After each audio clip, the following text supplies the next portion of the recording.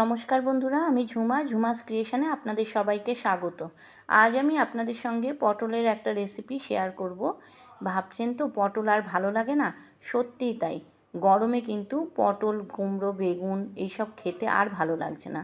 আর পটল তো একদমই ভালো লাগে না। তাই আজ আমি পটলটাকে একটু অন্যরকমভাবে করেছি। এই রকমভাবে করলে কিন্তু রুটি পরোটার সঙ্গে খুবই ভালো লাগবে।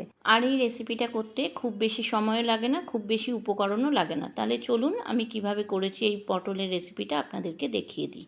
প্রথমে পটলের খোসা ছাড়িয়ে পটলগুলোকে দু টুকরো করে কেটে খুব ভালো করে ধুয়ে নিয়েছি। খোসাটা কিন্তু খুব ভালো করেই ছাড়িয়ে নিতে হবে। এরপর কড়াইতে 3-4 চামচ মতো সর্ষের তেল দিলাম। তেলটা গরম হলে একটা তেজপাতা আর সামান্য একটু জিরে ফোড়ন দিলাম। ফোড়নটা একটু ভাজা হলে আমি এর মধ্যে পটলগুলো দিয়ে দিলাম। পটলগুলো দিয়ে সামান্য একটু নুন দিলাম।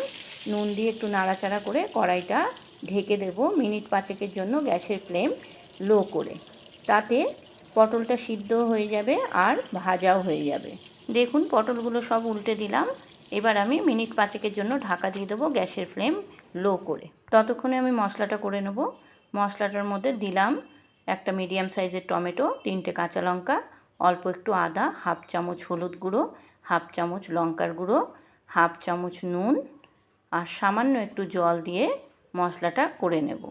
আমি একটা মশলা দিতে ভুলে গেছি, সেটা হচ্ছে মৌরি। আমি কিন্তু আজকের রেসিপিটা মৌরি পটল করছি, তাই মৌরিটা না দিলে কিন্তু মৌরি পটলের স্বাদটাই আসবে না। মৌরি দিয়ে আমি মশলাটা করে নিলাম। এদিকে কড়াইটার ঢাকা খুলে দেখলাম পটলগুলো ভাজা হয়েছে, আরও কিছুক্ষণ ভাজতে হবে। কিছুক্ষণ এইভাবে নাড়াচাড়া করলাম। এরপর আমি এতে দিয়ে দেবো মশলাটা দিয়ে মশলার বাটি ধোয়া জলটা দিয়ে দিলাম। এরপর ভালো করে পটলের সঙ্গে মশলাটা কষাতে হবে। মশলাটা ততক্ষণই কষাবো যতক্ষণ না মশলা থেকে তেল ছেড়ে দেয়। এরপর 5 মিনিটের জন্য কড়াইটা ঢেকে দিলাম গ্যাসের ফ্লেম মিডিয়াম করে।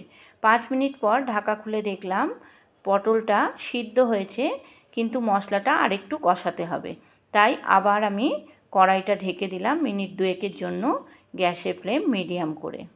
2 মিনিট পর ঢাকা খুলে দেখলাম মশলাটা কষানো হয়ে গেছে, মশলা থেকে তেল ছেড়ে দিয়েছে। আরও কিছুক্ষণ কষিয়ে নিয়ে আমি এতে জল দিয়ে দেব। আমার এই রেসিপিটা যদি আপনাদের ভালো লাগে বন্ধুরা, আমার চ্যানেলটাকে সাবস্ক্রাইব করে দেবেন, লাইক কমেন্ট শেয়ার করবেন আর পাশে থাকা বেল আইকনটা প্রেস করে দেবেন, যাতে আমার ভিডিও আপলোড হওয়ার সাথে সাথে আপনাদের কাছে নোটিফিকেশান পৌঁছে যায়। আর পুরনো বন্ধুদের আমার অনেক ভালোবাসা আমার পাশে থাকার জন্য। যারা আমার চ্যানেলে নতুন এই রেসিপিটা দেখছেন তাদের কাছে আমার অনুরোধ, আমার চ্যানেলটাকে সাবস্ক্রাইব করে আমার পাশে থেকে যাবেন প্লিজ। আমিও কথা দিচ্ছি আপনাদের পাশে থাকবো। দেখুন খুব সামান্য জল দিলাম, 1 কাপ মতো জল দিলাম আর 1 চামচ চিনি দিলাম।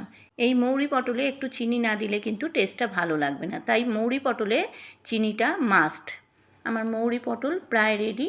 আর কিছুক্ষণ এইভাবে নাড়াচাড়া করে আমি একটা সার্ভিং বোলে ঢেলে নেব।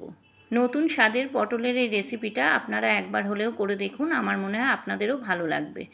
আপনারা যারা ফেসবুক থেকে আমার এই রেসিপিটা দেখছেন আমার ফেসবুক পেজটাকে ফলো করে দেবেন, আর যারা ইউটিউব থেকে দেখছেন আমার ইউটিউব চ্যানেলটাকে সাবস্ক্রাইব করে আমার পাশে থেকে যাবেন প্লিজ।